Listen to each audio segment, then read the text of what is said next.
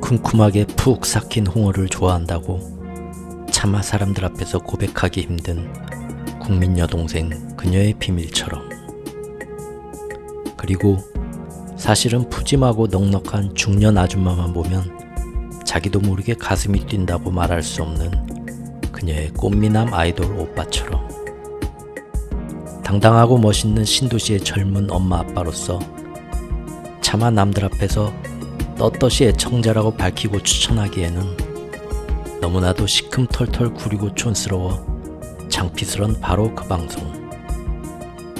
안녕하세요. 최후역회의 경제 이야기입니다.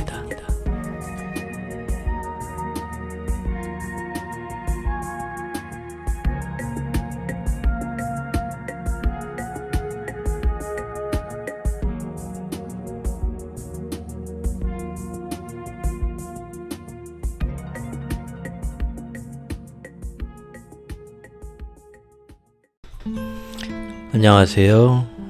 초여름 날씨네요. 완전히 오늘 산불이 났는데 빨리 잘 꺼졌으면 좋겠고요. 오늘 또 우크라이나 전쟁에서 러시아와 중국이 서로 지금까지 상하관계가 역전되면서 지금 이 우크라이나 전쟁이 앞으로 어떤 모습으로 갈 거고, 그것이 세계에 어떤 영향을 미치고 경제에는 또 어떤 영향을 미칠 것인가 등에 대해서 원래는 2부까지 해서 끝내려고 했는데 또 쓸데없는 말이 항상 길어지다 보니까 오늘 또 3부까지 오네요. 3부까지 대충 보고 그 이후에 이제 세계의 경제 정세가 어떻게 거기에 영향을 받는가 하고, 중국의 속사정과 중국의 반격은 어떤 내용으로 돼서 앞으로의 기축통화 패권 전쟁이 대충 어떤 식으로 흘러갈지, 지금 시점에서 나온 사실들만 봐서 관전 포인트가 무엇인가 틈틈이 있게 시간 날 때 국제정세 시리즈로 한번 가보도록 하겠습니다. 경제 진맥은 또 써야 될 때가, 영상을 만들어야 될 때가 오면 하겠죠. 근데 아직은 이렇게 조금 여유가 있을 때는 그동안 밀린 국제정세를 크게 이제 국제정세 쪽은 달리 이제 정치나 외교 쪽은 관심이 없는 분들도 상대적으로 이제 경제 진맥보다는 조금 호응도가 떨어지긴 하겠지만 그래도 이것들이 중요한 포인트고, 저는 이제 예전부터 블로그에서부터 해서 이 기록들을 계속 이렇게 독짓는 늙은이의 심정으로 기록을 제대로 이렇게 해가고 있는 거기 때문에 약간 그런 사명감을 가지고 계속 해가도록 하겠습니다.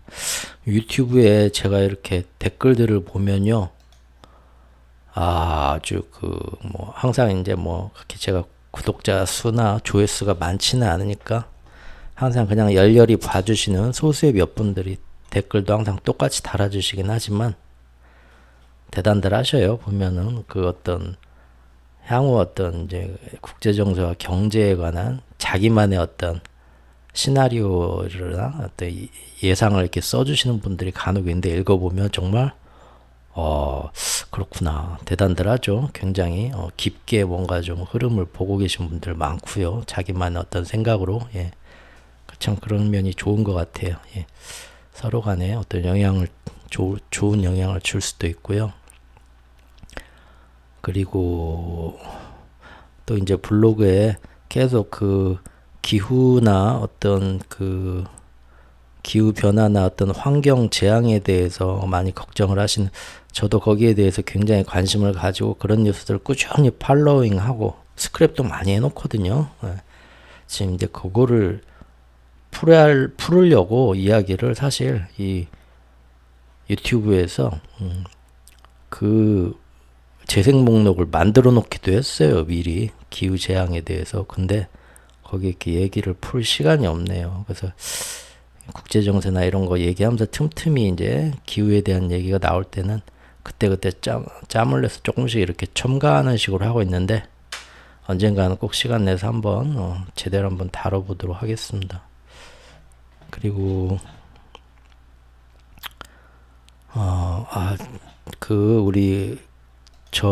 참 이런 거 보면 제가 좀 괜히 우쭐하고 기분이 좋아지는 건데, 사실 실제 밖에서 저를 실제 보시면 아마 100명 중에 99명이 굉장히 많이 이제 제 겉모습을 보고 실망들을 하실 거라 저는 봅니다. 그리고 이제 그 중에 한 명 정도가 재밌어 하겠죠. 좀 근데 그 아주 굉장히 학식이 있고 똑똑하시고 어떤 사회적인 뭐 인망도 있으신 그런 분도 저를 굉장히 좋게 평가해 주시면서 댓글을 달아주시는 분들이 있는 것 같아요. 특히 이제 어떤 분은 이제 서울에서 이제 우리 의사 선생님이신 것 같은데, 그 저한테 이렇게 기운 내라고 개인적으로 이메일도 보내주시고 한 거를 제가 또 오늘에서야 봤습니다. 예.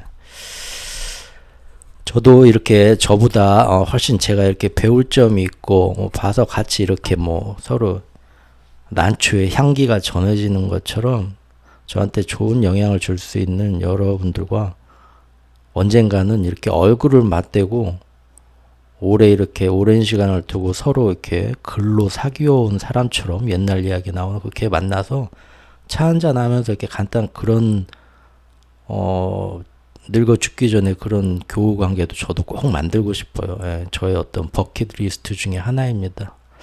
다만 이제 제가 아직 그 몇 년 전부터 아주 몹쓸 병이 평생 저한테는 이런 병은 저라는 사람한테는 안 생길 줄 알았는데 너무 저도 나름 뭐 30대나 40대 초반까지만 해도 사회생활을 앞에 나가 열심히 하는 그런 사람이었는데 갑자기 이렇게 한 최근 한 10년 사이에 이렇게 안 좋은 일이 오면서 제가 이제 지금은 많이 회복했지만 아직은 그 남들 앞에 나가서 뭐하다 어떤 그 제가 예상 못한 사고가 터질까봐 겁이 나서 한 번씩 그게 이제 전혀 제가 예상 못하는 순간에 그런 순간이 오더라고요. 겉으로는 이제 속으로는 저는 다 치유됐고 다 마음이 나았다 생각을 했는데 그냥 어느 순간 그런 게 저도 모르게 갑자기 덮쳐버리기 때문에 그런 아직은 조금 그래서 항상 이렇게 사람들 앞에 더 이렇게 더 얘기를 많이 하고 교류하고 이런 거를 일부러 이렇게 정말로 이런 유튜브나 이런 것도 사실은 그런 스스로가 좀 세상으로 적극적으로 부딪히면서 나가겠다는 저의 어떤 그런 노력의 일환이죠. 사실은 어제 간만에 조금 미세먼지가 어쩌고 좋기에 밤중에 또 어떤 그 대학가 캠퍼스로 또 저기 산책을 나갔습니다. 그럼 1시간 넘게 돌아다니는데 이번에는 일부러 그 마지막으로 이제 꽃이 져가는 그 벚꽃 아래서 캠퍼스 아래서 젊은 친구들이 많이 이렇게 그 꽃 구경을 하러 나와 있고 그 캠퍼스 안에서 뭐 먹기도 하고 마시기도 하고는 그런 데를 일부러 그 사이를 자전거 없이 이렇게 가깝게 이렇게 걸어서 막 거기를 통과해 갔어요. 좀 이렇게 사람들 많은 데로 이렇게 갈 때 굉장히 제가 마음이 좀 막 심란하고 한데 일부러 이렇게 제 스스로 이렇게 마인드 컨트롤을 하면서 그 사람들 사이에서 이렇게 섞여서 하려고 좀 노력을 어제 해봤는데 괜찮더라고요. 네. 아무튼 또 우리 저기 의사 선생님께서 저한테 어떤 좋은 조언도 해주시고 마음의 어떤 힘이 될 수 있는 책도 추천을 해주시고 해서 그걸 오늘 봤는데 너무 감사합니다. 그리고 뭐 저한테 선생님들 하지 마시고요. 너무 부담됩니다. 그냥 최오쿠 씨라고 불러주세요. 최오쿠 씨라고 불러주시는 게 제일 편할 것 같습니다. 우리 의사 선생님도 제가 저번에 얼핏 보니까 저하고 그냥 동년배이실 것 같아요. 제가 그렇게 뭐 인생 선배도 아닌 것 같고요. 근데 이제 물론 오프라인에서 실제 보면 겉으로는 제가 훨씬 좀 오래된 것처럼 보일 수도 있겠죠. 저는 이제 그 요새는 다 뭐 40대, 50대, 60대 할 거 없이 다 뭐 옷도 잘 입으시고 몸 관리도 잘 하시고 그러잖아요. 근데 저는 뭐 거의 이렇게 그런 거에 대해서 좀 이렇게 가꾸면은 뭔가 티가 나야 이렇게 가꿀 마음도 생기는데 별로 그렇지 못하다 보니까 별로 그런 데는 신경을 잘 안 써요. 이렇게 그냥 이 겨울에 이제 뭐 롱패딩 하나로 버티는데 롱패딩이 옆에가 이렇게 트어지는데 그냥 옷빈으로 그냥 대충 이렇게 채워가지고 다니고 뭐 그러거든요. 자꾸 떨어지면 자꾸 안 고치고 그냥 입고 다니고.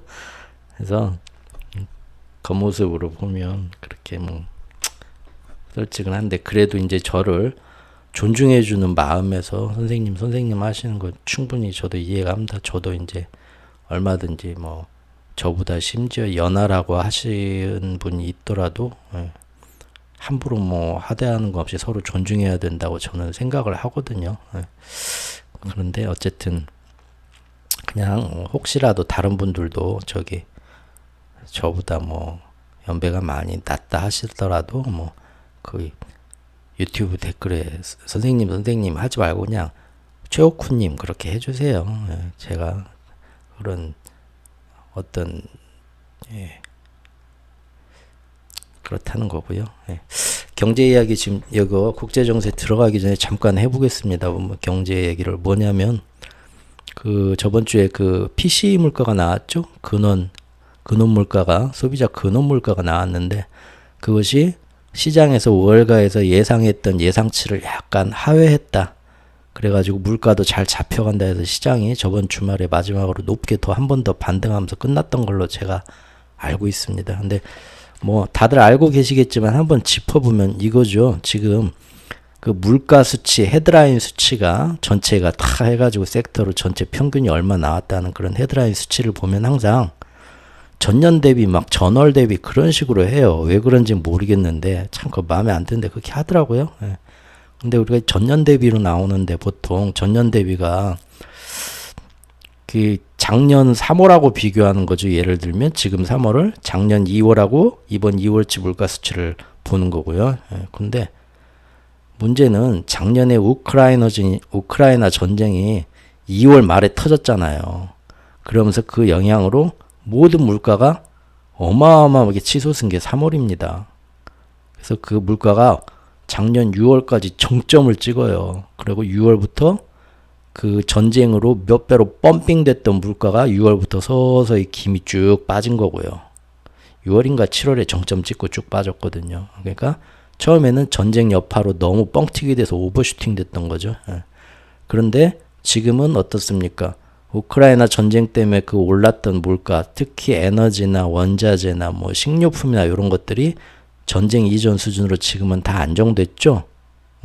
일부는 오히려 전쟁 이전보다 조금 더 떨어진 것도 있을 정도예요.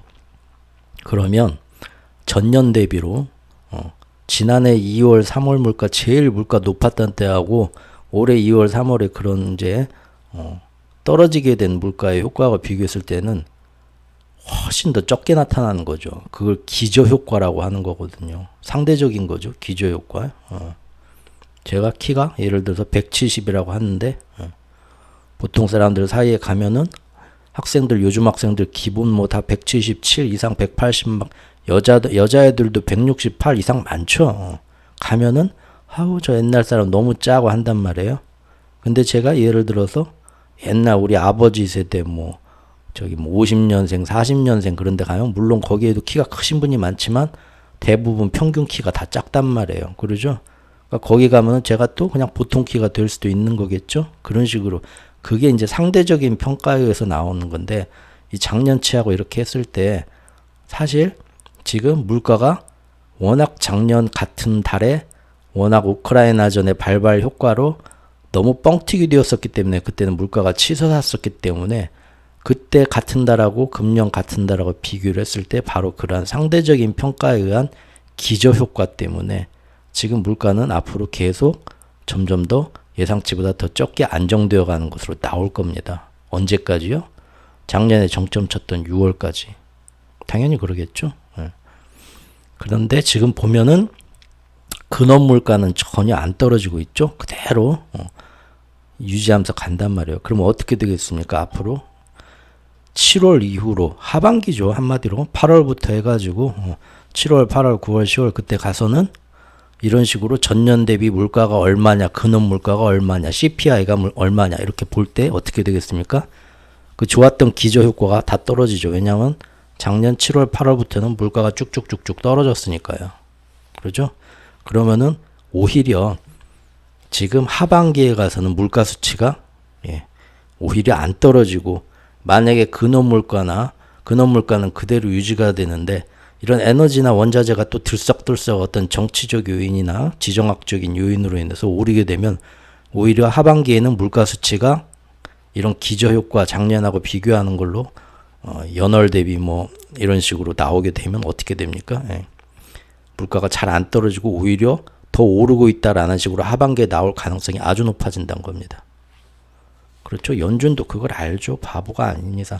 그래서 하반기까지 지켜보겠다는 말을 계속 하는 겁니다. 5월까지 한 번 더 올렸다가 물가가 떨어지는 것 같아도 기저효과로 6월까지 7월까지 물가가 뚝뚝 떨어지는 것 같아도 성급히 결정 안 하고 하반기까지 보겠다는 거예요.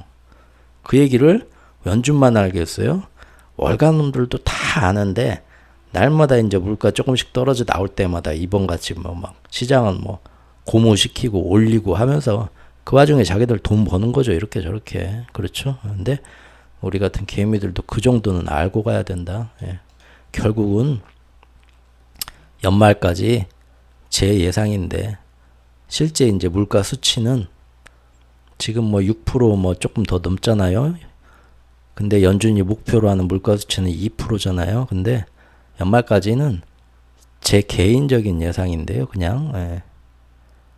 뭔 짓을 해도 4% 밑으로는 못 떨어진다고 봅니다. 예.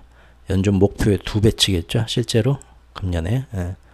그러니까 특별한 일이 없다면 여기서 연준이 하반기에 금리 인하를 할 이유는 없어요. 그러나 저번에 그 경제 시간에 얘기한 것처럼 그 채권왕, 신채권왕 건들락씨 같은 분들이 무조건 연준이 경기 침체가 와서 금리를 하반기에 인하할 거라는데 내 손모가지를 건다 하시잖아요. 예. 그거는 그분이 보는 건 뭡니까? 신용 경색을 보는 거죠. 금융 위기가 올 거를 보는 거고 경기 침체가 심하게 와서 연준이 야 이러다가 큰일 나겠다고 물가가 안 떨어지는 걸 알면서도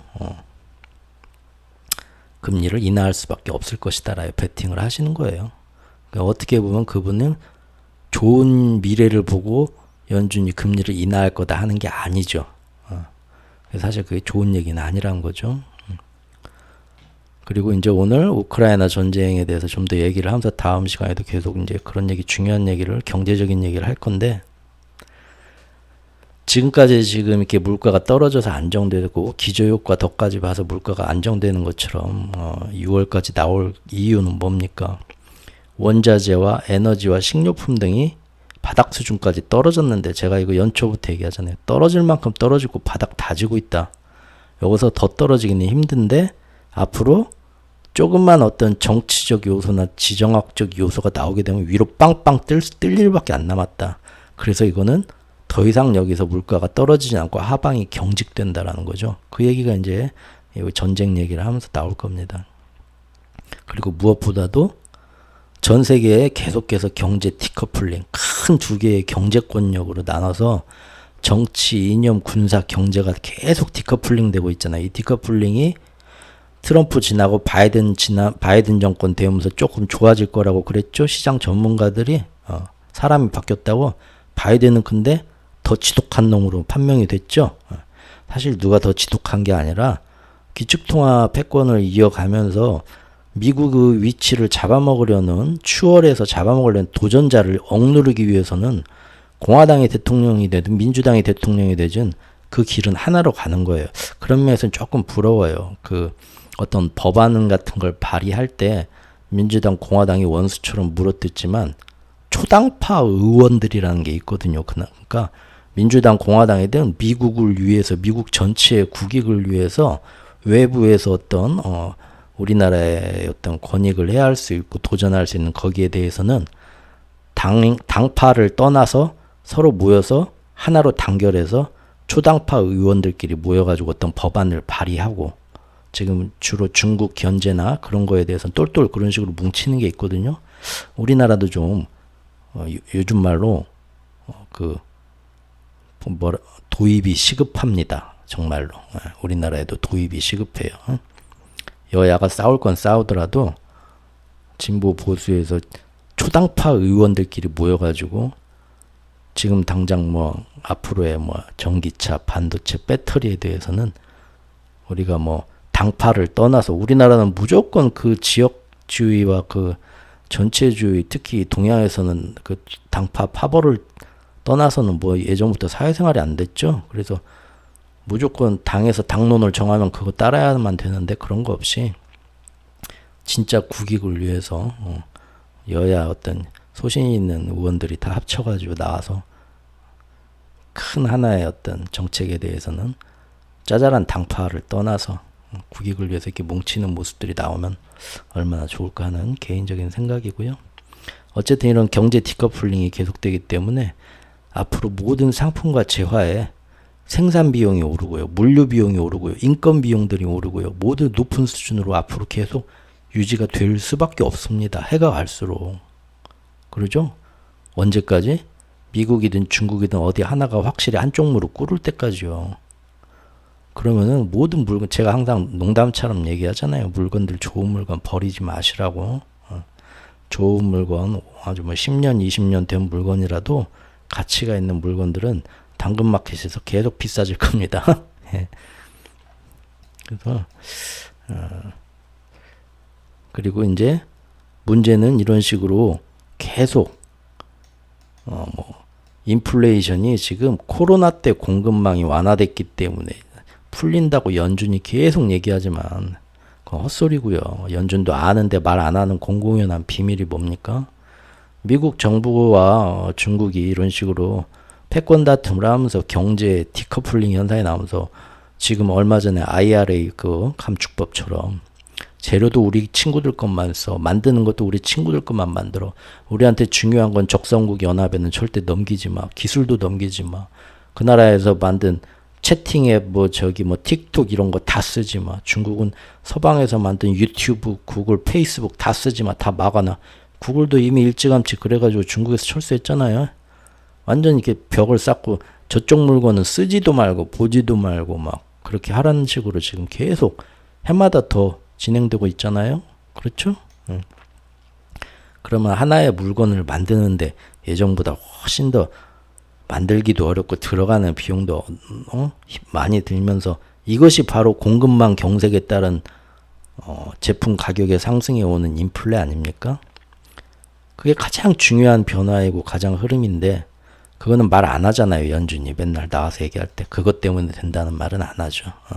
그리고 고작해야 우크라이나전 때문에 푸틴 때문에 혹시 뭔 변수가 생겨서 물가가 출렁일지도 몰라. 그런 식으로 푸틴 탓으로 슬쩍 돌리죠.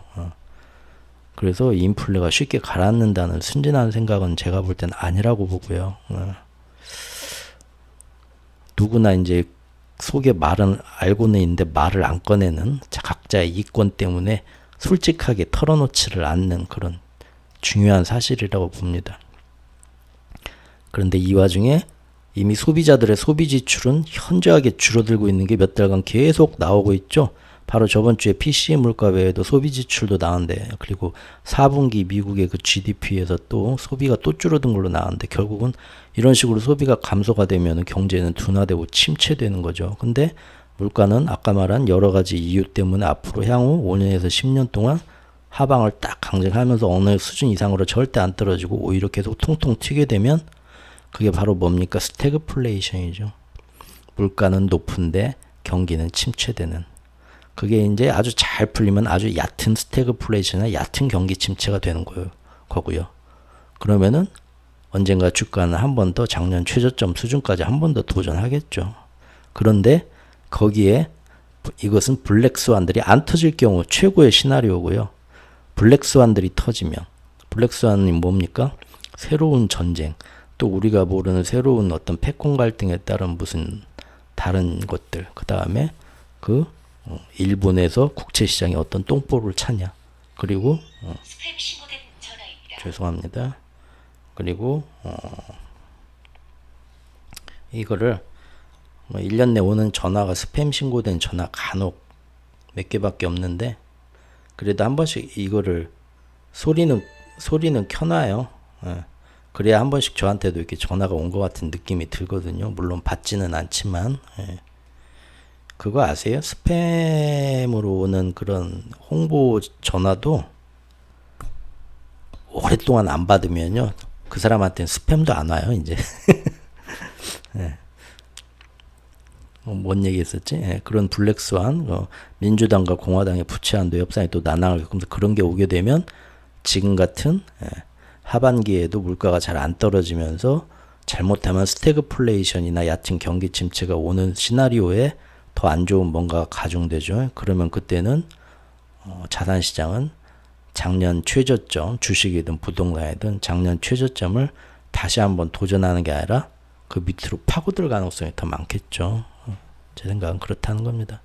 그래서 연준이 앞으로 취할 금리 방향은 결국은 아까 말한 이런 식으로 하반기에 기저효과 때문에 또 인플레가 이런 식으로 생각만큼 안 떨어지고 오히려 더 튈 가능성을 이미 연준도 다 훨씬 우리보다 똑똑하니까 다 알고 있는데 그러기 때문에 항상 얘기하는 거예요. 걔네들이 5월 달에 한 번 더 25p 인상하고 하반기에는 6월, 7월까지 물가가 뚝뚝 떨어지는 것 같아도 하반기에 기저효과가 사라지면 또 어떤 식으로 이게 반등할지 모르니까 끝까지 참고 연말까지 안 움직이고 확인하겠다.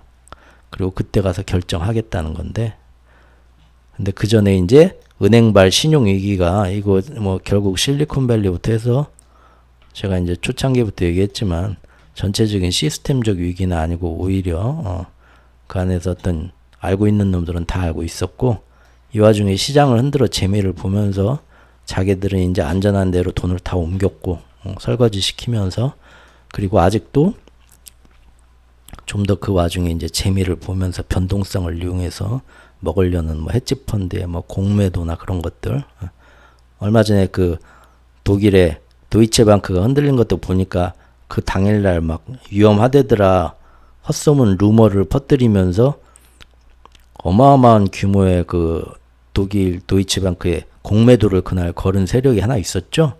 그것 때문에 그래서 필요 이상으로 더 그때 도이체방크 주가가 떨어졌고 그때 재미 보내가 있는데 그거 조사에 들어갔다고 하더라고요. 뭐 조사에 들어간다고 근데 뭐 처벌이 가능한가? 그러지는 않은 것 같은데 이제 그 독일에서는 자기 도이체방크에 문제가 없다. 이런 악의적인 움직임 때문에 떨어진 거다. 그런 거를 한 번 더 이렇게 사실적인 공표를 해주고 공시를 해줘야 사람들이 안심을 하게 되니까요. 예. 그렇지만 일단 시장의 컨센서스는 변했다고 제가 말씀을 드렸습니다. 그럼 앞으로는 어떻게든 사람들은 은행이나 어떤 신용 위기를 알게 되고 미리미리 안전한 대로 슬슬 자금줄은 흐르고 있고요. 예. 그런 식입니다. 그래서 앞으로 어떻게 될지 보자는 거고요.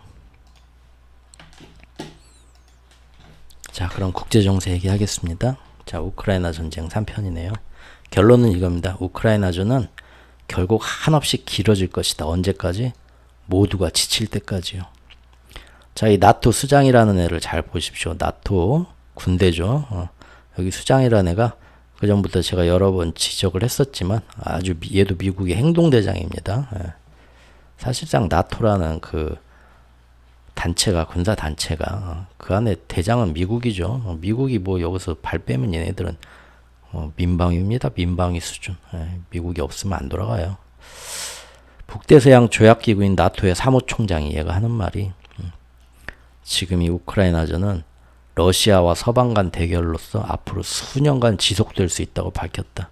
이런 얘기를 꺼내는 것 자체가 그렇게 몰고 가겠다는 의지의 표현입니다. 예. 그리고 이것은 미국과 중국의 디커플링 외에 러시아와 유럽이 사실상 그동안 굉장히 제일 교역을 서로 막 40% 가까이 하는 경제적으로는 형제 같은 나라였다고 제가 저번 시간에 얘기 드렸었죠. 근데 이제 러시아와 유럽의 디커플링을 영구적으로 확정하게 됩니다. 경제학자들은 절대 그렇게 될 리는 없어. 세상에 그렇게 되기에는 너무 힘들어. 난항이 많어. 그렇게 안 되는 거야. 하지만 그 안에 더 큰 기축통합 패권의 이권과 전체 정치를 몰고 가는 큰 세력의 힘은 불가능도 가능하게 한다고 했죠. 사람들을 계속 이념 논리와 진영 논리로서 세뇌시키면 전부 그런 희생을 감수하게 된다고 했죠. 그것이 그 전까지는 북한의 고난의 행군이나 소련의 옛 철의 장막, 그 다음에 중국의 그 대나무로 만든 주계 장막, 그 안에서 허리띠를 졸라매고 아무리 경제 단절이 와도 자기들끼리 꼭꼭 뭉치면서 다 버티는 게 사회주의와 공산주의의 그런 힘이었는데 강제로 그렇게 시키니까요. 그런데 민주주의에 그런 약점이 많은데 앞으로 민주주의도 어떻게 됩니까? 예. 사회주의처럼 될 겁니다. 제가 작년부터 했던 얘기죠. 수정 자본주의가 되면서 이런 서로 간의 디커플링이 되면서 이제는 예전같이 방만했던 그런 민주주의의 다양성이 최고조에 달했던 시대는 사실 90년대로 끝났고요. 작년 20세기 말로 끝났고요. 이제는 어쩔 수 없이 신냉전 시대처럼 우리도 통제받는 최대한의 자유를 보장하는 게 아니라 국가 안보와 이런 걸 위해서 개인의 자유가 상당히 많이 심하게 통제받는 그런 약간 사회주의 색깔을 가미한 민주주의가 우리도 될 거다. 그래야만 상대 진영하고 싸울 수가 있으니까요. 예. 그렇게 작년부터 얘기를 제가 했었는데 지금 금년에 보면 굉장히 저는 그게 빠르게 진행되고 있다고 봅니다. 대표적인 게 지금 틱톡을 몰아내는 거죠. 미국에서. 예. 그거는 또 중요하게 또 다음에 다룰 겁니다. 이렇게 러시아하고 유럽하고 디커플링을 영구적으로 확정해서 아까 얘기한 것처럼 전 세계에 디커플링이 오고 공급망이 변화된다는 거예요. 그렇기 때문에 우리가 최소 10년은 제가 볼 때는 고물가 시대에 살아야 된다 이겁니다. 10년 동안 물가가 계속 오른다는 게 아니에요. 그러면 세계는 망가지죠. 어느 정도 올랐는데 여기서 물가가 떨어지겠지 한데 아니요. 그 상태가 계속 10년은 지속된다는 겁니다. 예. 뭐든지. 자, 여기도 오히려 전쟁이 장기화하면서 지금 보니까 올해 안에도 이미 1년이 지났는데 전쟁이 시작된 지 올해 안에도 평화협상으로 끝맺음하기는 어려울 것이다라는 전문가들 얘기가 솔솔 나오고 있네요. 오히려 전쟁이 장기화하면서 러시아와 유럽의 경제적 단절도 심화되고 이로 인해서 세계 경제 공급망도 전반적으로 재조정되라. 영구적으로 이제 재조정된다는 거예요. 그렇죠? 제가 처음에 경제 여기 서론에서 한 얘기 그대로죠. 이것이 이런 정치나 외교가 어떤 식으로 큰 세력들이 이 전쟁을 어떻게 드라이브하고 가겠다라는 게 최소 6개월에서 1년이고요. 길면 5년에서 10년이라고 했잖아요. 그럼 그것이 경제 전 세계의 공급망에 어떤 영향을 미치고 이것이 어떤 항목에 대해서 조달 비용을 높여갖고 앞으로 경제에 어떤 영향을 올 거고 이것이 각 나라의 경제 정책과 달러나 환율에 대해서 어떤 영향을 미칠 것인가. 이것이 대충 우리 머릿속에 그려지면 앞으로의 경제 상태 10년치도 대충 견적 나오잖아요. 물론 이제 계속 팔로우 하면서 그때그때 어떤 변화가 있는가 또 다른 예측 못한 어떤 상황이 벌어진가 봐야 되지만 이런 조금 흐름은 우리가 전혀 관심도 없는 분야 같지만 정치 외교도 사실은 이렇게 알고 있어야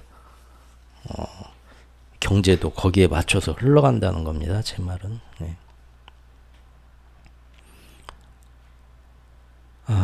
여기 보면 경제 분석기관 영국에서 하는 말이 지금 러시아와 우크라이나 모두 봄철 대공세를 준비한다고 말로는 열심히 떠드는데 3월 내내 보니까 앞으로 전쟁의 강도는 점차 낮아져서 전선에서 교착 상태가 나타날 것이다. 딱 제 예상하고 맞죠?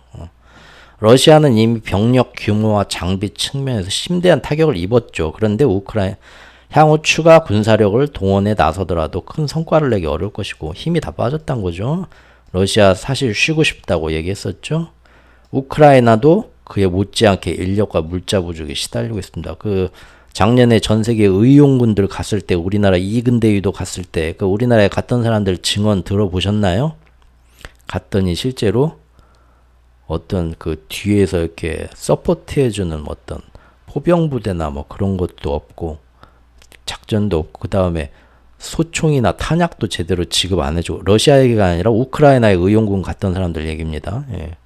심지어 군사적이 그 뭐라고 합니까 전투식량도 제대로 안 됐고 맨 희어멀거나 죽이나 주고 그런데 작전 지역에 가서 특수작전 하라 하면서 외국 의용군들 오니까 고맙다 하더니 그 몰아넣는데 보니까 아주 일회용으로 쓰고 니들은 거기서 죽어라 하는 것처럼 마치 러시아에서 그 죄수 용병부대 사지에 몰아넣는 것처럼 전 세계에서 온 의용군들도 그런 전혀 뒤에서 서포트되는 어떤 그런 군사 그런 거 없이 그냥 가장 위험한 군사 지역에다가 제대로 된 뭐 군수 물자 보급도 없이 밀어넣고는 성공하면 좋고 아니면 거기서 죽으라는 식으로 제대로 무기 물자도 안 주고 그랬대잖아요. 그만큼 우크라이나는 지금 서방의 지원 끊기는 순간 넘어가는 거는 일도 아니에요. 지금 러시아한테 지금 무조건 전 세계 서방에서 지원해줘서 지금까지 질질 끈 거죠. 그래서 결국은 앞으로 계속 서방이 계속 지원해주고 해도 러시아도 힘 빠지고 우크라이나도 힘 빠지고 지금 나토에 있는 물자 탈탈 털어가지고 지금 우크라이나에 다 줬지 않습니까? 포탄이 없어갖고 이제 미국에다 해야 하는데 미국에도 지금 포탄 만드는 군수 공장이 2개인가 밖에 안 남았는데 거기서도 지금 아무리 생산해서 갖다 줘도 안 되니까 이제 우리나라 온 거 아니에요. 우리나라 포탄 빨리 해서 저기 지원해라 하고. 자, 서방 동맹국 내 무기 탄약 비축량이 줄어들고 있다. 지지부진한 소모전이 앞으로 지속될 거라 보는 겁니다. 최소 1년 이상은 또 간다는 거죠. 그런데 절대 휴전은 안 할 것 같다. 양쪽이 평화협상은 안 될 거다. 그렇죠. 어느 쪽도 양보를 해야 하는 종전안에는 동의하려 하지 않을 것이다.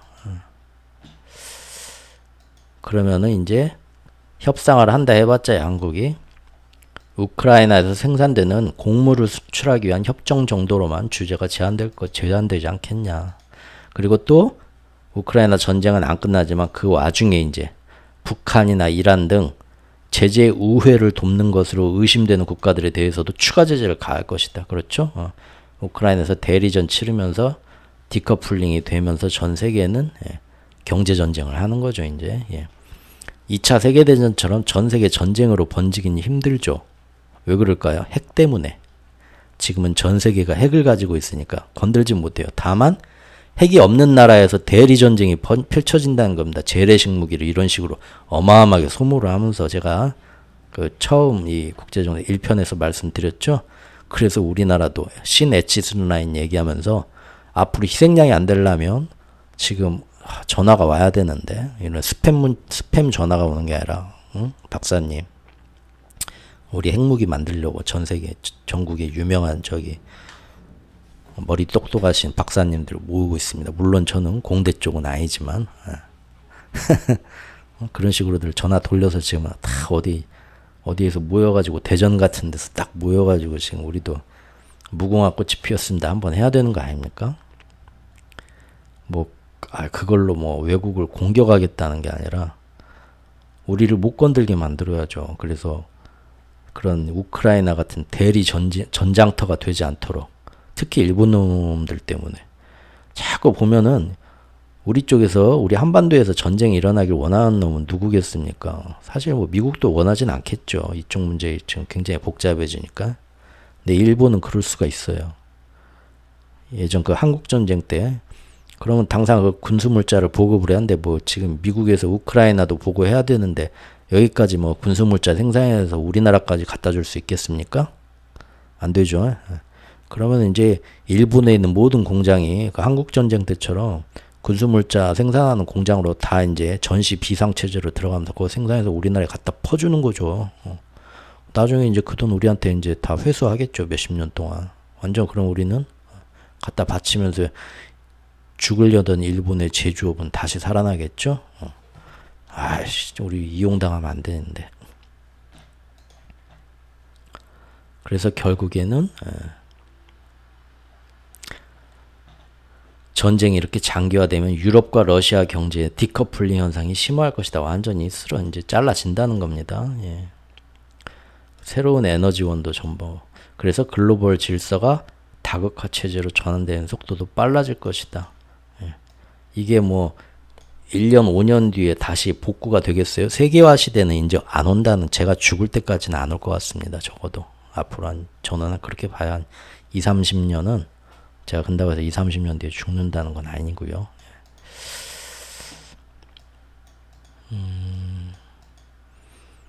그리고 지금 그 전쟁이 일어나는 데가 러시아의 남서부이고, 우크라이나의 이제 동남부 다 여기 지금 세계적 곡창지대죠.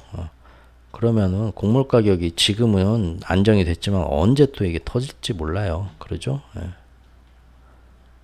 전쟁 해결의 실마리가 보이지 않으면서 글로벌 공급망의 재조정은 계속될 것이다. 그렇죠. 그러면은 어찌 이것이 그 인플레이션에 좋은 요인이겠습니까? 이것이? 그렇죠? 예.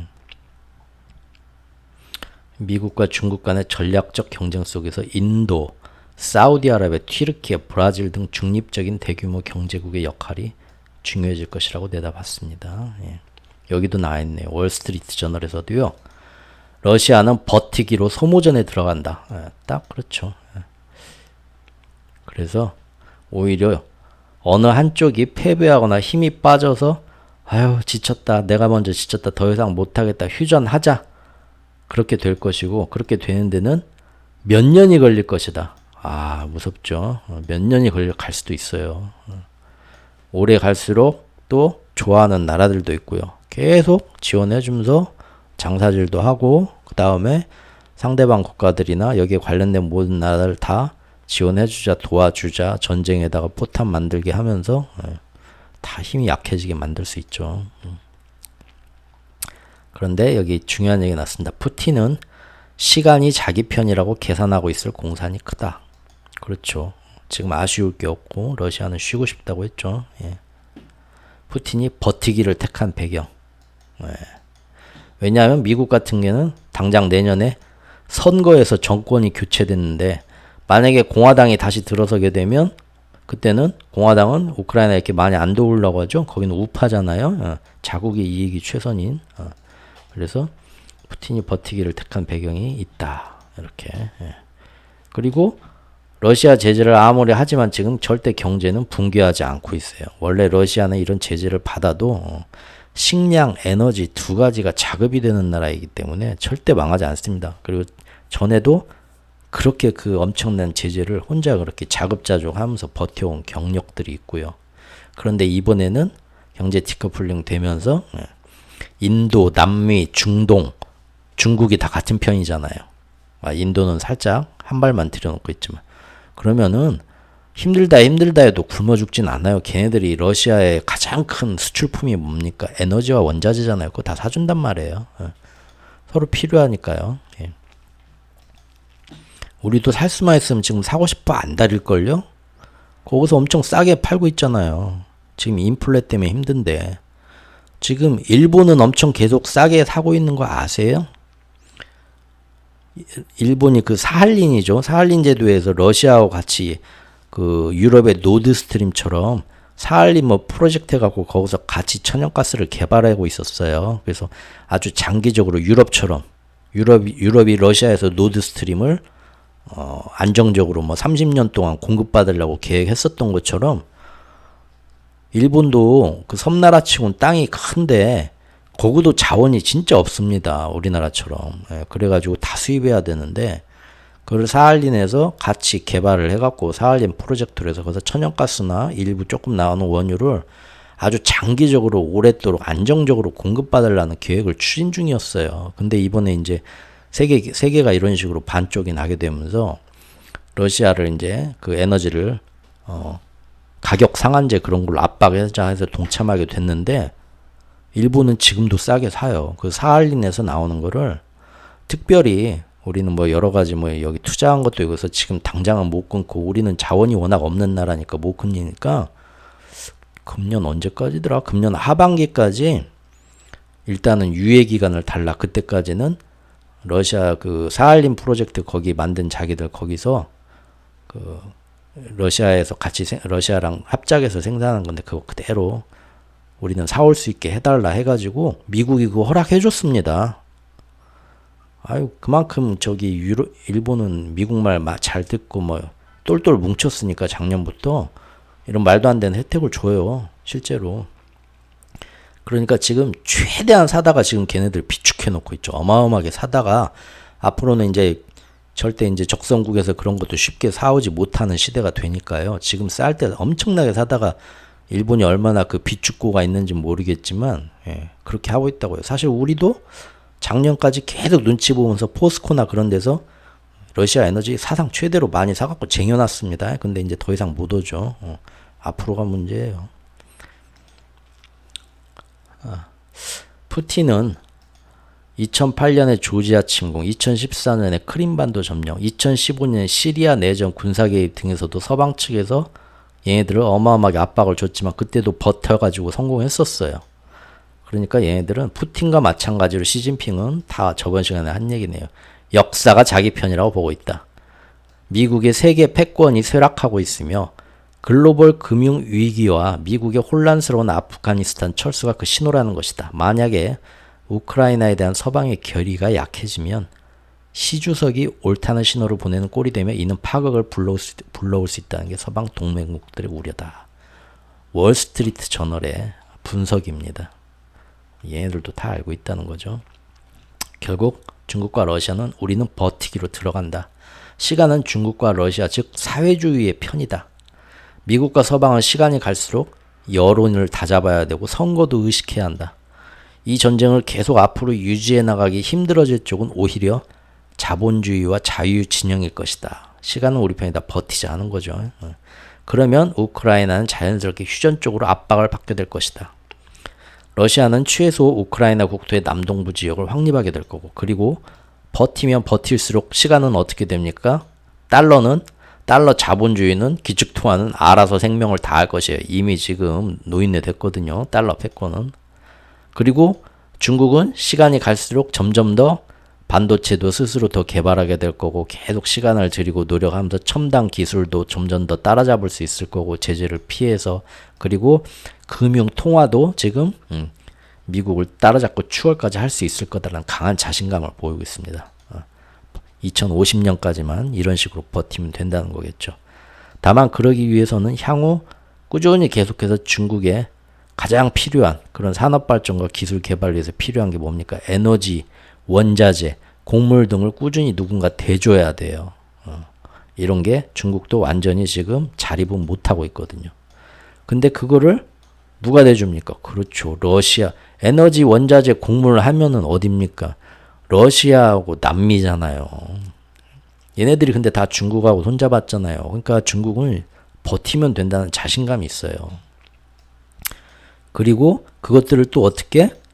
이러한 에너지, 원자재, 곡물 등을 이미 상하이 같은 데에 다 상품 선물 거래소를 그전부터 만들어 갖고 이쪽에서 거래하면 우리가 더 비싸게 사주고 웃돈도 주고 여러 가지 쿠폰도 주고 혜택을 줄게 하면서 자기를 막 꼬셨는데, 지금같이 세계 디커플링이 되면 이제는 대놓고 사우디 중동도 지금 그 SCO인가 그 상하이 협력 체제에 얼마 전에 가입을 했죠. 그리고 중국하고 같이 어떤 그 석유 그 개발 그런 민영 회사 합작 법인도 만들었고요. 그래서 계속 에너지, 원자재, 곡물 등을 드디어 자기들 중국에 있는 거래소에서 더 이상 이제 뭐 뉴욕이나 런던 거래소 그런 거 미국하고 유럽이 아니라 중국 거래소에서 이런 남미나 러시아나 중동이나 아프리카 일부 국가들하고 같이 그리고 계속 또 이제 남아시아도 아시아 국가들 동남아시아도 꼬시면서 위안화로 결제하자. 뭐 쓸데없이 지금 달러화로 결제하냐. 맨날 그 달러화로 결제하니까 미국한테 맨날 이렇게 휘둘리지 않냐 경제적으로. 그러면서 꼬시는 거죠. 그럼 위안화로 결제하면 나중에 중국한테 휘둘릴 텐데. 그래가지고 이런 식으로 자기들이 버티면 달러의 기축통화 패권을 언젠가는 중국 위안화가 넘어설 수 있다고 보니까 버티자는 거죠. 괜히 미국과 서방 진영에 자기들을 다구리로 때릴 만한 그런 구실은 최대한 피해가면서 보수적으로 안전하게 버티자. 즉 중동연합과 남미의 브라질, 아르헨티나 가장 큰 자원을 가진 가장 땅덩이가 큰 두 나라가 브라질과 아르헨티나인데 둘 다 지금 중국하고 굉장히 친합니다. 그리고 러시아 또한 그 짜잘한 국가들 전 세계 그것들이 다 예전부터 중국이 진행한 1대1로라는 사업에 채무국들로 다 어마어마하게 엮여 있죠. 그래서 이 채권을 지금 만기가 됐어요. 만기가 돌아오는데 이거를 낼 돈이 없으니까 배째를 하고 있는데 중국이 그걸 어떻게 탕감해주면 중국도 어마어마한 그 손실이 나면서 경제가 흔들리죠. 그래서 탕감은 안 해주고 연장해주는 거예요. 채권을. 올해까지 대출 만기일인데 5년 또 연장해 줄게. 조건 딱 해가지고 그러면 어떻게 됩니까?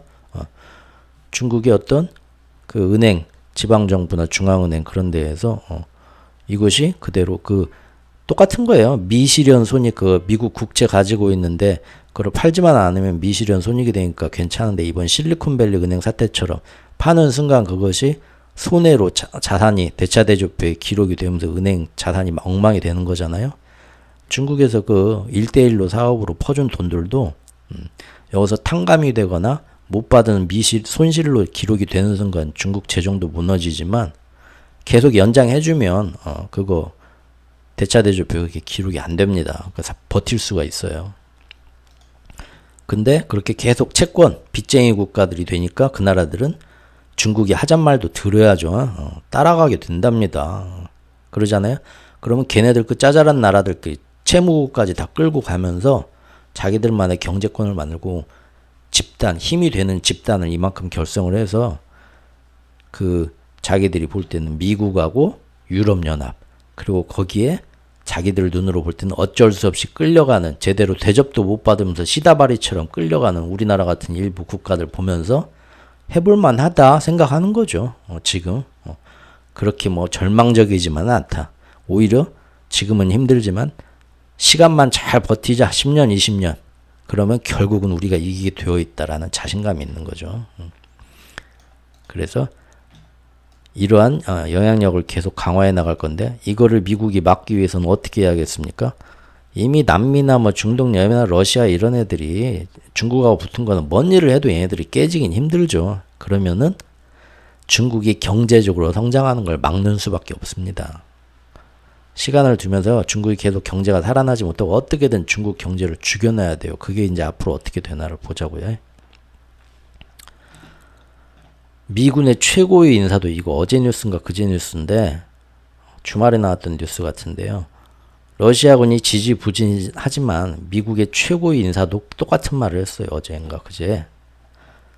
뭐라고 했냐면 러시아군 충계 대공세가 올 거다 하고 3월 초에 그렇게 떠들더니 그래서 우크라이나와 서방 국가들이 긴장했었지만 실제 보니까 러시아군이 지금 우크라이나군하고 치고받고 하는 동부 요충지인 바흐무트 지역에서 별다른 대규모 작전을 벌이질 않는 거예요. 그래서 거기서 이제 와그너 그룹만 지금 죽어나가고 있다고 했죠. 그래서 그것이 뭐 정치적 갈등 때문에 안 보낸다 그렇게 언론들은 얘기하지만 그 안에 더 큰 깊은 그건 뭡니까? 저번 영상에서 얘기한 것처럼 더 들어가지 말아라. 일 크게 벌리지 말아라.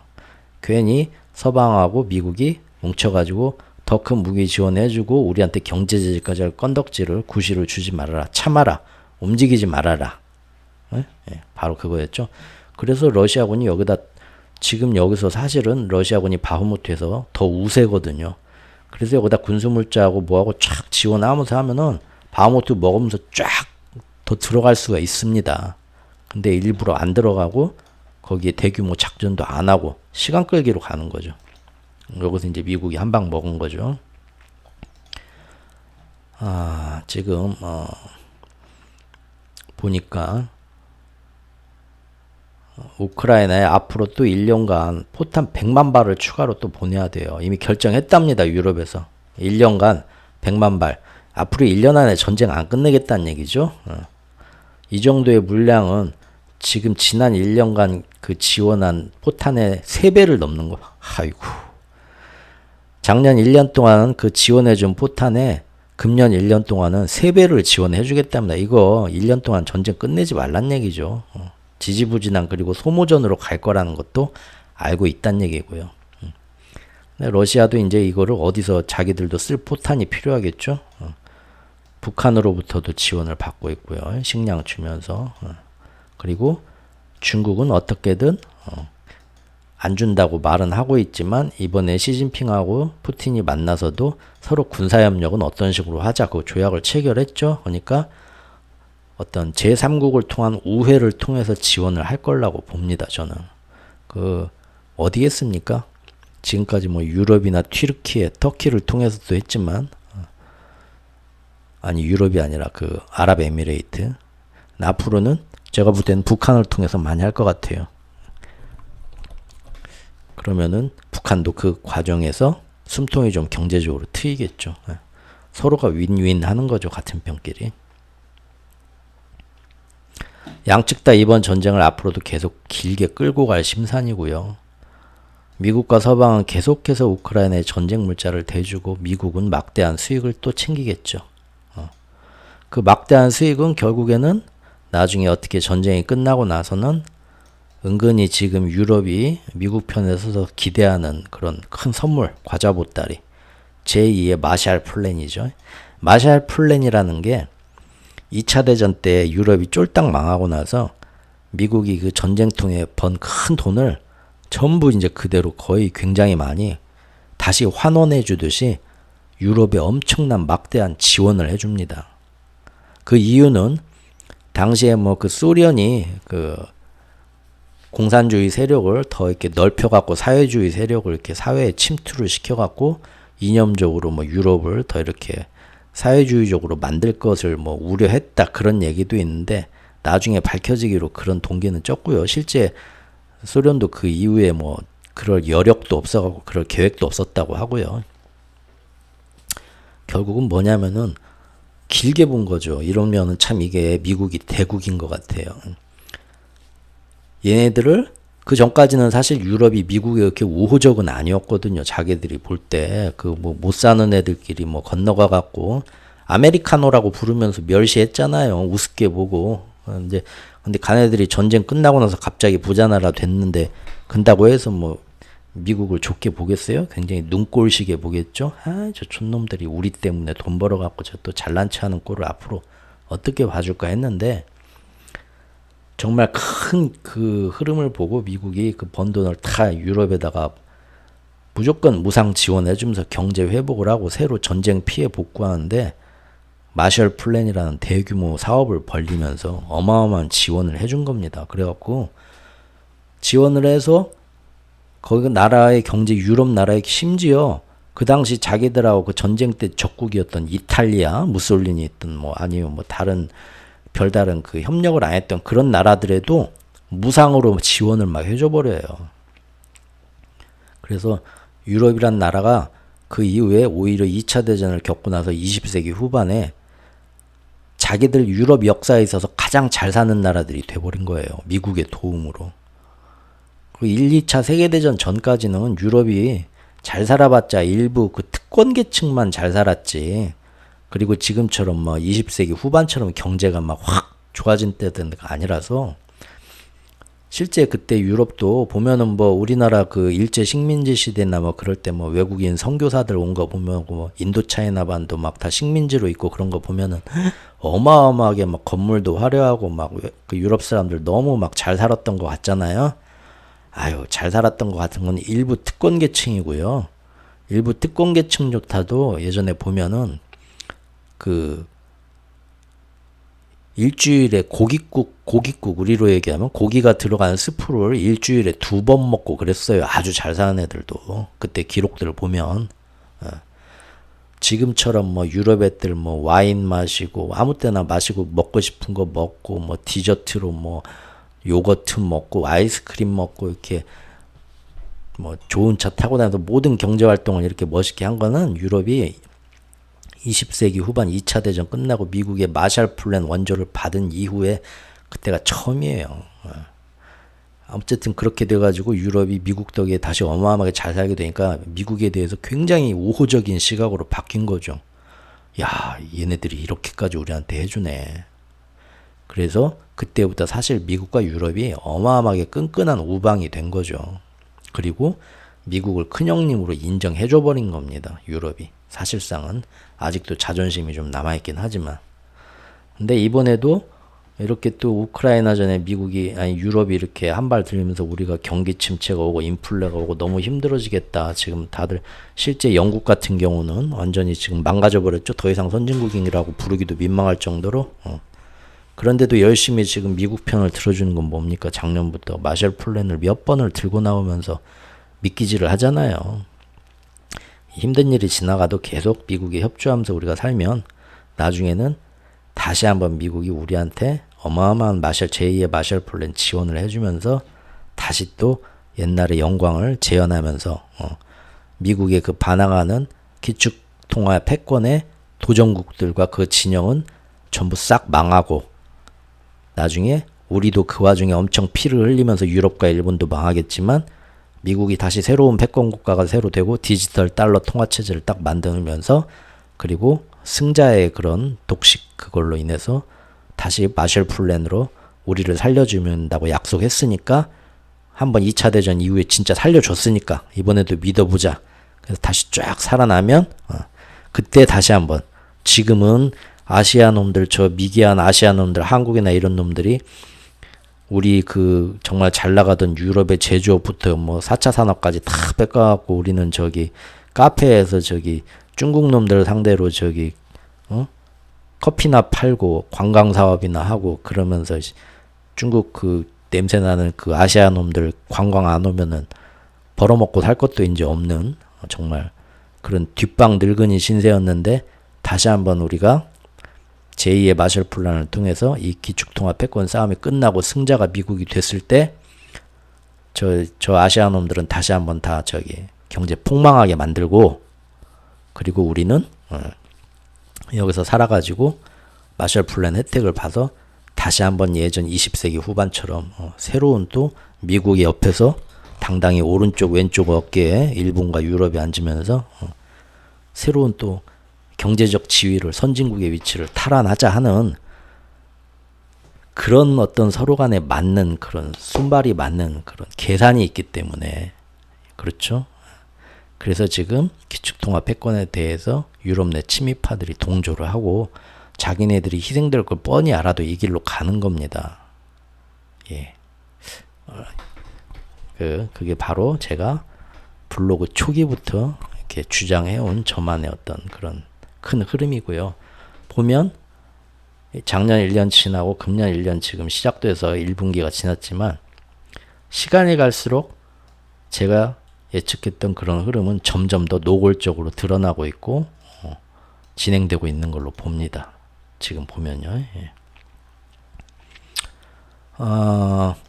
중국 역시도 이렇게 유럽 생각처럼 유럽이 미국에 붙어야겠다는 것처럼 중국 역시도 지금 이런 식으로 자기들을 다 죽일 걸 아느니까 러시아하고 떨어질래야 떨어질 수가 없죠. 오히려 앞으로 그 해외 수출이나 이런 데는 점점 더 막히게 되는데 중국이 또 그 어디입니까? 유럽하고 제일 큰 교역국 아니었습니까? 동시에 특히 독일하고. 근데 이런 식으로 러시아하고 유럽이 디커플링 되는 걸 1년 동안 봤잖아요. 그러면 이제 야 우리하고 교역 안 하면 니네 힘들걸 그렇게 봤는데 떨어지는 걸 보니까 유럽하고 우리 중국도 이제 떨어질 수 있겠구나. 알겠죠? 그러면은 어디하고 먹고 살아야 됩니까? 남미하고 러시아하고 중동하고 먹고 살아야죠. 그러니까 러시아에 지금 무기를 판매해서 얻을 수 있는 막대한 수익의 유혹을 앞으로 뿌리치기 어려울 거예요. 점점 다른 수출 품목이 약해지는데 우리나라도 지금 어떻게 보면 그게 희망일 수 있죠? 반도체, 배터리, 전기차만 지금 보고 있는데 지금 물론 제일 큰 먹거리니까 계속 어떻게든 살아날 노력은 해야죠. 그런데 지금 가만히 보니까 어떻습니까? 우리나라 무기가 대단하잖아요. 지금 전 세계 수출되는 거 보면 이거는 경쟁력이 진짜 있는 거죠. 그러면 아주 그냥 방산 산업으로 우리가 가는 것도 생각을 해봐야 됩니다. 이 기회에 체질을 개선을 해서 향후 한 10년 동안 15년을 보고 그러면 오히려 특히 서방 자유진영 세계에 큰 그 군수물자를 보급을 하는 커다란 어떤 그런 주요 국가가 돼서 대만이 TSMC로 인해서 보호를 받는 것처럼 우리도 이제 새로운 그런 한국은 좀 더 우리가 이렇게 챙겨주고 더 보호해주고 지원해줘야 될 것 같은데 그런 중요한 위치로 부각될 수도 있어요. 그래서 어떻게 보면 방산산업을 전 국민이 전부 방산산업에 종사할 수 있게 우리가 또 체질 개선을 하는 것도 좀 생각을 해봐야 되지 않나 생각이 듭니다. 어쨌든 중국은 앞으로 어떻게든 러시아에 앞으로 계속 줄어드는 다른 수출 품목의 어려움을 러시아에 무기를 판매해서 얻을 수 있는 그걸로 메꿔놓고 싶은 유혹을 뿌리치기 힘들 겁니다. 하지만 국제사회에서 꼬투리를 잡히고 비난을 받는 걸 피해가려면 어딘가 우회적인 방법으로 세탁을 해서 한번 경유를 해서 팔아야 될 텐데 그게 이제 앞으로 북한산으로 얼마나 위장이 될지 지켜보자고요. 예. 그리고 여기까지가 이제 우크라이나 전쟁의 어떤 그런 실제적인 전쟁 양상이고요. 이러한 지정학적 갈등이 가져올 곡물이나 원자재, 에너지 가격의 변동성에 대해서 잠깐 더 얘기를 해보겠습니다. 세계는 계속 양분되고 진영 논리로 다극화되면서 러시아에서 생산되는 에너지, 원자재, 곡물, 비료 등이 그전처럼 널리 세계에 공급되지는 못할 것이기 때문에 공급망은 계속 경색되고요. 물가에는 영향을 미치게 될 수밖에 없습니다. 그리고 이 전쟁을 구실로 계속해서 서로가 상대 진영에 대한 경제 제재를 계속 할 것이기 때문에 지금도 하고 있죠. 그러면 틈틈이 그런 경제 제재를 받는 품목에 대한 해당 자원의 공급망 악화 역시도 계속 지속될 수밖에 없죠. 지금 또 반도체가 뭐 하반기에는 이미 경기 침체 반도체 재고가 다 이제 많이 소진됐기 때문에 바닥치고 올라올 거다 해서 저번 주까지도 어마어마하게 올랐죠.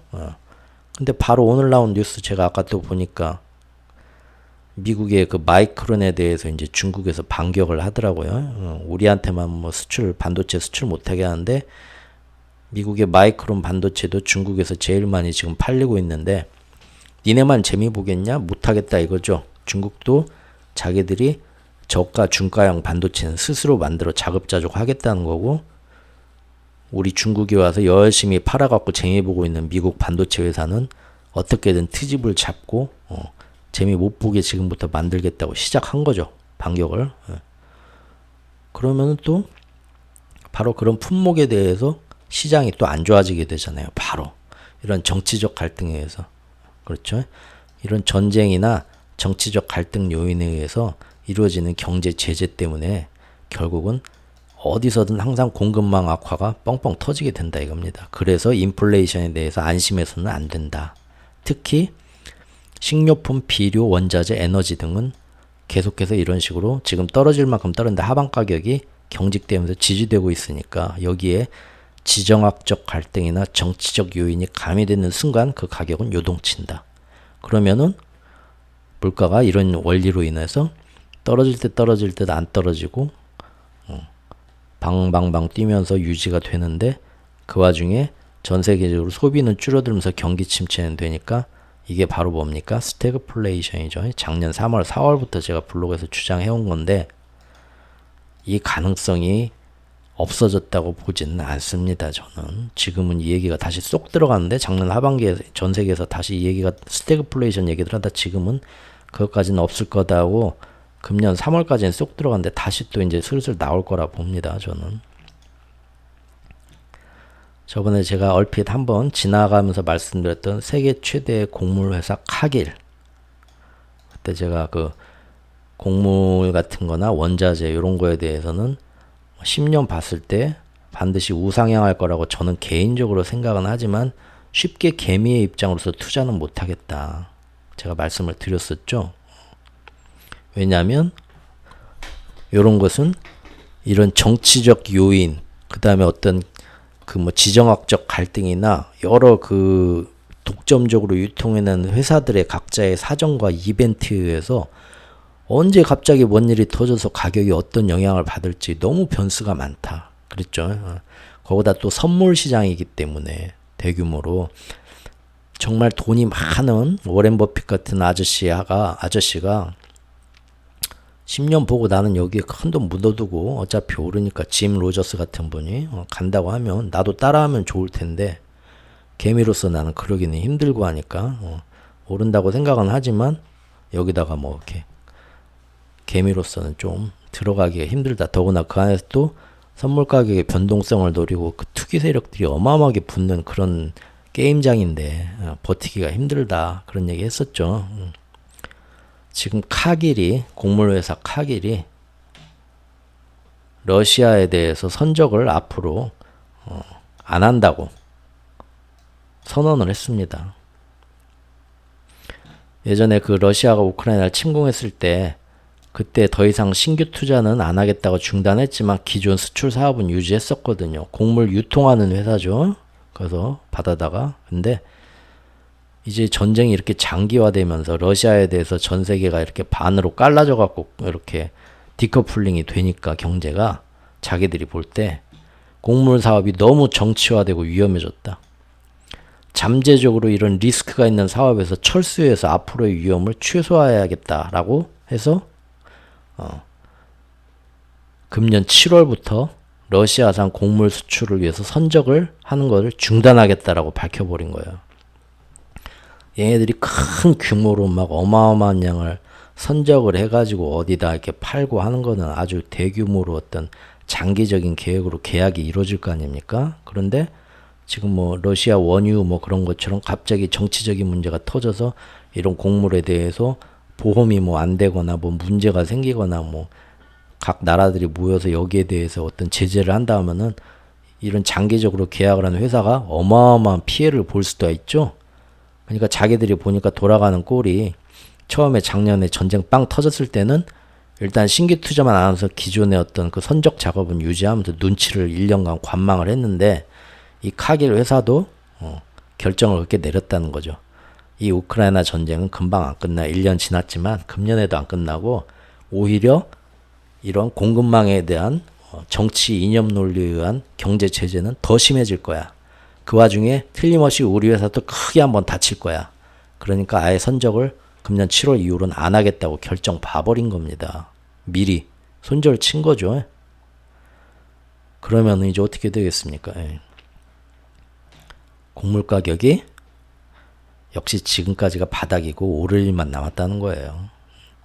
다른 회사도 캐나다계 곡물 회사라는 캐나다계의 곡물 회사 비테라라는 것도 역시 조만간 수출 사업을 철수할 거라고 이렇게 얘기가 지금 슬슬 나오고 있다.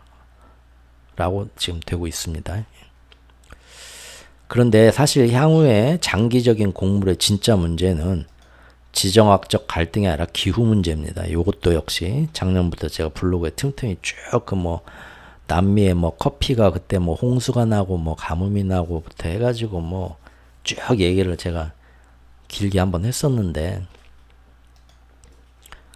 지금 기후 변화로 인한 이런 전 세계적인 어떤 그 홍수, 가뭄, 그 다음에 뭐 그 일시적인 폭우 뭐 이런 걸로 인해서 제대로 농사를 지을 수 없는 환경이 전 세계에서 돼버렸어요. 이미. 앞으로 농업은 스마트팜 농업, 이 어떤 건물 안에서 수경으로만 재배하거나 새로운 스마트팜 농업, 그러지 않고 예전처럼 전통적인 방법으로 밖에서 논밭 일거다가 하는 거는 제가 볼 때는 재미 못 봅니다. 이미 지구는 그만큼 망가졌거든요. 지금 1.5도의 그 한계점이 원래 2050년이라고 하는데 몇 년 만에 지금 2030에서 35년으로 당겨졌잖아요. 그리고 사실상은 이미 늦었다는 게 과학계의 정설이죠. 앞으로 뭐 우리가 뭐 반도체나 첨단 기술로 뭐 앞서가면 뭐 합니까? 먹을 게 없는데 우리나라 같이 다 전 세계에서 먹을 거 사와야 되잖아요. 큰일 납니다. 저 은근히 가끔 시간 날 때 스마트팜 농업하고 집에서 개인적으로 수경 재배하는 거 한 번씩 보고 있어요. 인터넷에서. 정말 제가 나이가 들어서 호 할아버지가 됐을 때 먹을 거 구하기 힘들어질 수도 있어요. 엄청 비싸지고. 그러면 잘 먹진 못해도 기본적인 것들은 집에서 키워서 먹을 수 있는 방법을 생각해 봐야 되는데 텃밭에서 키우는 것이 아니라 그런 집안에 찌그마한 방 하나에다가 거기다가 기초적인 영양소를 공급해 줄 수 있는 거를 수경재배나 스마트팜으로 이렇게 재배하는 것도 한번 생각을 해봐야겠더라고요. 별 걱정을 다 하죠. 쫄보라서. 에이그, 답답하죠. 죄송합니다. 지금 또 요새 설탕값이 치솟고 있다네요. 인도가 전 세계에서 가장 많이 설탕을 수출하고 있는데 거기에서 또 어떤 뭡니까?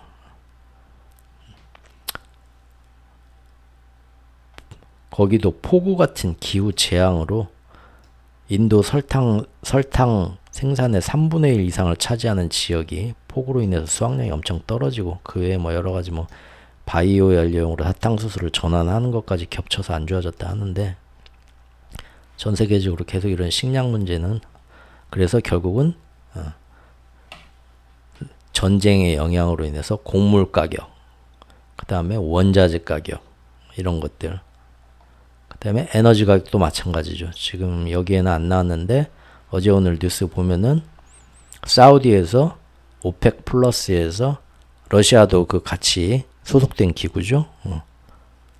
에너지 가격을, 원유를 5월부터 감산을 어마어마하게 해갖고 다시 원유 가격으로 올리겠다고, 러시아한테는 좋은 거죠 하고, 그런 식으로 지금 선언을 해갖고 주말에 지금 토요일 일요일 사이에 선물 시장에서 원유 가격이 빵 떴죠. 다시 볼까요? 이렇게 떴더라고요.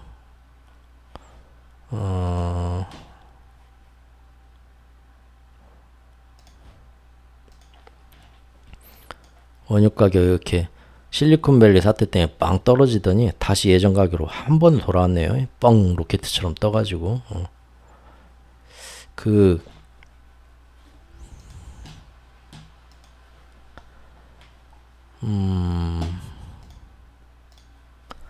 사우디가 이번에 그 감산을 5월달부터 하게 된 거는 여기서 안 다루고, 다음 영상 중에서 따로 제가 다루는 섹터가 있는데 미리 써놓은 게 있는데 거기서 다루려고 합니다. 왜냐하면 요거 미리 예고편인데, 오늘은 여기까지만 할 건데 예고편인데요. 그게 아주 또 재밌는 그 숨어있는 논리, 힘의 원리가 있습니다.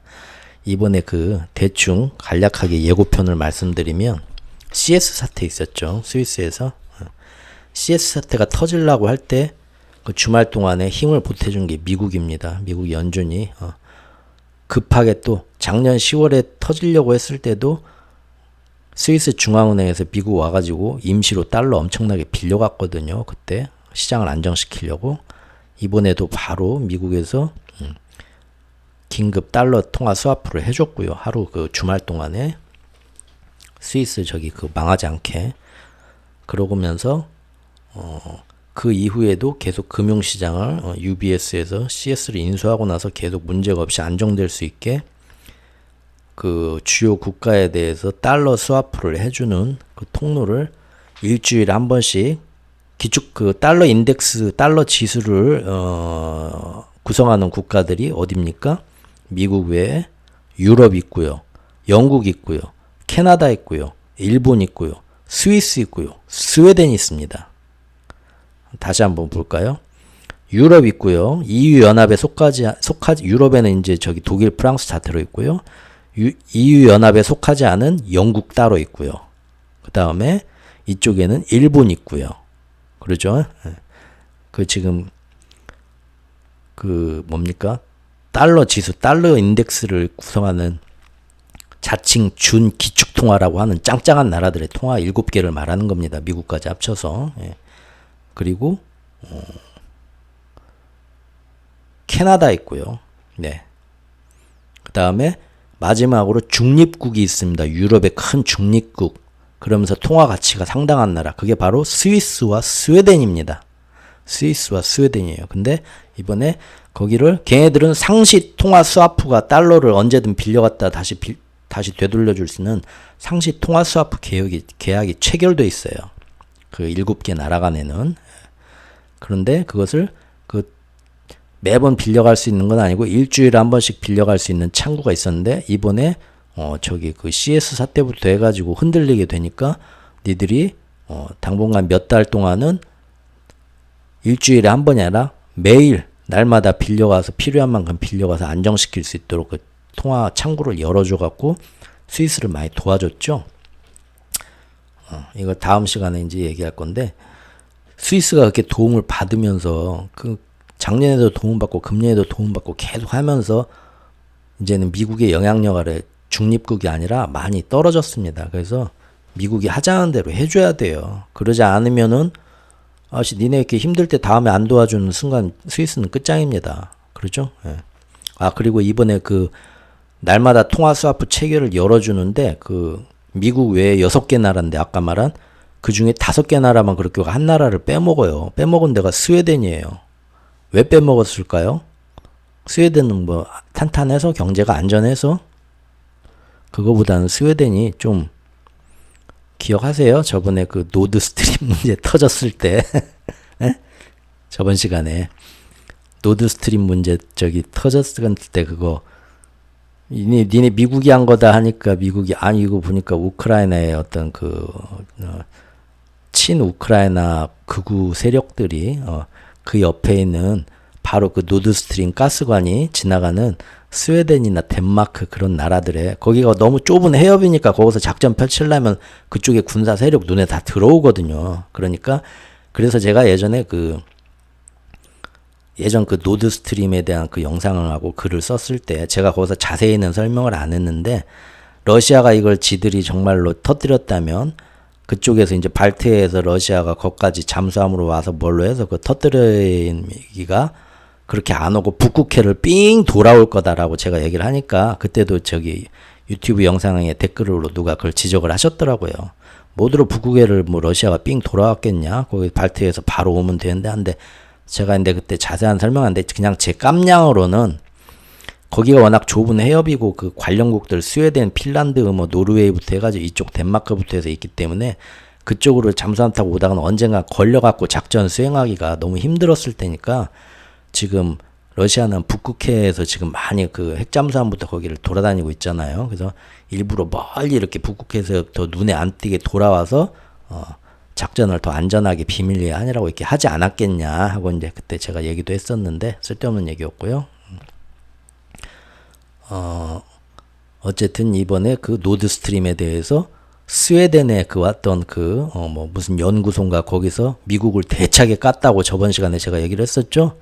우리를 무슨 바보 멍청이로 하냐, 뭐 우리가 뭐 우크라이나 그런 세력에 스웨덴하고 덴마크 일부가 뭐 도와줘서 됐다고 변명 같지도 않고 그냥 차라리 미국 니네가 했다고 하지 무슨 우리를 끌고 들어가.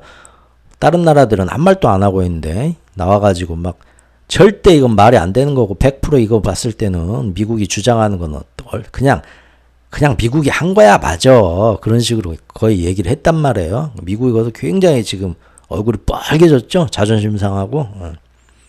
근데 이게 정말 그런지는 모르겠는데 이번에 유럽 경제가 다 흔들릴 뻔했는데 CS로 그 주요국 달러 인덱스를 유지하는 나머지 준 기축통하고 6개국한테 니들 앞으로 이런 일 있게 된 거 은행 여파가 다 심해지면서 신용위기가 올 것 같이 뭐 달러가 급히 필요하다 하면은 언제든 말만 해. 일주일에 한 번씩 그 은행 창구 문 열어주던 거를 날마다 열어줄 테니까 그때그때 가져가 하는데 거기다가 아까 말한 영국, 유럽, 캐나다, 일본, 스위스, 스웨덴 6개 나라 중에서 스웨덴만 쏙 빼놓고 5개 나라만 가져가라고 합니다. 글쎄요. 왜 그랬는지 속사정은 안 나오니까 뭐 진짜 이유는 알 수 없는데 참 좀 그러죠. 예. 지금 무슨 얘기 하려고 했지? 그 다음 그 예고편에서 얘기를 하려고 하는 건데 이번에 그 오펙 플러스에서 바로 어제의 뉴스죠. 예. 사우디가 러시아랑 해서 5월부터 감산을 한다. 그러면은 유가가 위로 뜰 수도 있겠죠. 왜 이런 짓을 갑자기 하냐? 이거 되게 그 국제관계가 치졸하다니까요. 지금 국제정세 제가 얘기하면서 처음에 뭐 직장 파벌 막 그런 거 얘기를 했었는데 아주 유치한 애들 싸움처럼이라고. 근데 그 CS를 지금 미국이 이런 식으로 도와주면서 그 CS 사태를 해결하기 위해서 스위스 정부와 중앙은행이 하는 일에서 굉장히 사람들의 예상을 벗어난 웃긴 짓을 하나 이번에 했죠. 그게 바로 코코본드죠. 코코본드가 뭐냐면 채권인데 이 CS 사태를 해결을 하고 살려주려고 하면서 처음에는 주식부터 다 일단 갖고 있는 피해를 감수하게 해야 되고 채권은 그 다음에 최대한 피해가 안 가게 보상해 주는데 채권에서도 이제 이 고위험, 고수익 리스크를 가지고 있는 코코본드를 주식에서 먼저 다 그 피해를 상각하게 한 다음에 그 다음에 이제 코코본드로 순서가 오는 게 원래 그게 이제 금융계에서는 달리 딱히 뭐 어떤 그 지정된 뭐 명시된 어떤 뭐 법이 따로 있다 안 해도 그게 원래 관례였는데 이번에 CS 사태 살린다고 하면서 오히려 UBS하고 합병되는 CS의 주식 같은 거는 다 어느 정도 보존을 해주는데 그 부채를 상각을 한다면서 채권 중에서 코코본드라는 그 채권은 전부 다 그거를 쓰레기가 되게, 헐값이 되게, 휴지 조각이 되게 거기에서 다 일단 1차적으로 부채를 상각을 해버렸죠. 그때 말씀드렸잖아요. 그래가지고 다른 유럽 나라들도 이거 뭐야? 도이체방크나 뭐 다른 은행에 있는 그런 코코본드도 똑같이 그렇게 난리가 나는 건가? 겁먹어갖고 막 시장에 출렁했었는데 그때 이제 그 유럽의 유럽 연방은행 총재인 ECB의 총재인 라가르드나 독일의 숄츠 총리가 나와서 우리는 절대 스위스처럼 그렇게 하지 않는다. 걱정하지 말아라 막 안심시키고 했잖아요. 그런데 왜 스위스가 이렇게 자기들 뻘짓을 그렇게 했냐 보니까 자기들 나름대로 뭐 어떤 논리를 내세우긴 했죠. 원래 그러라고 위험할 때 상각하라고 만든 게 코코본드인데 그래서 그렇게 우린 했을 뿐이야. 그리고 원래 우리 스위스는 그렇게 니네 유럽 연합하고 달리 우리도 이제 저기 사실은 중립국이니까 예전부터 우리는 그렇게 우리 맘대로 할 수도 있어 한 건데 어쨌든 왜 그랬는지 모르겠는데 미국한테 그렇게 급하게 도움을 받아가고 그거를 정리를 하면서 코코본드에다 그 짓을 해놨습니다. 그래서 결국 가장 피해본 게 누굽니까? 바로 그 일이 터지기 전에 일주일 전쯤에 그렇죠. 그 중국하고 석유를 위안화로 결제를 하고 그렇죠. 그리고 중국하고 뭐 어떤 그 민영 석유 회사도 국영 석유 회사도 새롭게 뭐 만들고 하면서 그 달러화 결제 대신 위안화로 에너지를 그 결제하면서 중국 상하이 그런 그 경제 협력 위원회에도 이렇게 발을 들이고 하면서 노골적으로 친중 행보를 보였던 사우디와 중동 연합이 코코본드 상각 때문에 아주 큰 손해를 보게 됐죠. 특히 사우디 같은 경우에는 그 CS에 투자를 해라 했던 것이 누구 명령으로 간 겁니까? 그렇죠. 그 빈살만이가 독자적으로 내가 좀 이 사우디 경제를 내가 앞으로 살릴 내가 루키 스타고 국민들은 나만 바라봐라 하는데 이것도 할 만해 투자해 해가지고 순전히 그 왕자의 뜻대로 이루어진 투자였는데 이번 이 스위스에서 그런 식으로 갑자기 뜻하지 않게 코코본드를 상각하면서 카타르 왕조부터 해가지고 중국 사우디 빈살만 왕자가 어마어마한 손해를 보게 됐죠. 그것이 정말 우연이었는지 왜 그랬는지 모르겠지만 어쨌든 그 덕에 미국은 자기한테 못된 참 그 배 아픈 짓을 하던 사우디랑 중동할 때 한번 엿먹어봐라 하고 한 방 날린 게 돼버렸죠. 그리고 마침 또 스위스는 미국이 그런 도움을 주지 않았으면 자기들 금융이 굉장히 크게 흔들렸을 뻔했던 그래서 미국의 입김을 받을 수밖에 없던 입장이었고요. 그러니까 이번에 사우디의 빈살만도 걔도 그 얼굴 보면 알겠지만 그냥 당할 애가 아니죠. 그것도 마음에 품고 있다가 일주일 만에 또 터뜨린 겁니다. 그래 니들이 미국이 그게 우리한테 엿먹였다 이거지. 그 손해본 거 금년에 유가 올려가지고 거기서 그대로 또 내가 회복시켜주지 하고는 갑자기 또 금년에는 연말까지 뭐 어느 정도로 유가를 감산하겠다. 유가 생산 원유 생산을 이미 연초에 딱 정해놓고 있었는데 2월 3월 초에 이거 갑자기 뒤집은 거죠. 한 달 만에 뒤집어가지고 5월부터는 우리 저기 석유 생산 더 안 하고 더 많이 감산해가지고 러시아도 그러고 우리 사우디도 그러고 좀 석유값 좀 더 올려 받아야겠어. 그러면은 이제 가장 또 배가 아픈 게 누굽니까? 러시아를 죽여놓으려고 하는데 러시아도 원유를 비싸게 팔 수 있게 되고 그 다음에 또 사우디도 원유값을 올려놓으니까 지금 원유값을 떨어뜨려놨던 바이든의 입지가 또 흔들리죠. 서로 이렇게 치졸한 싸움을 하고 있습니다. 이게 다음에 나올 얘기 중에 하나인 예고편인데 사실상 거의 다 얘기를 해버렸네요. 예. 오늘 세 번째 시간에는 결국은 다윗과 골리앗의 미래는 미중 패권 갈등 3편인데 오늘까지 이제 우크라이나 전쟁의 실제적인 전쟁 양상이 어떻게 갈 건가 결국은 한없이 길어진다는 거고요. 모두가 지칠 때까지. 그 와중에 식료품과 곡물과 비료나 원자재와 에너지 가격은 이러한 지정학적 갈등과 정치적 요인에 의해서 언제든 앞으로 빵빵 튀게 될 위험이 많다.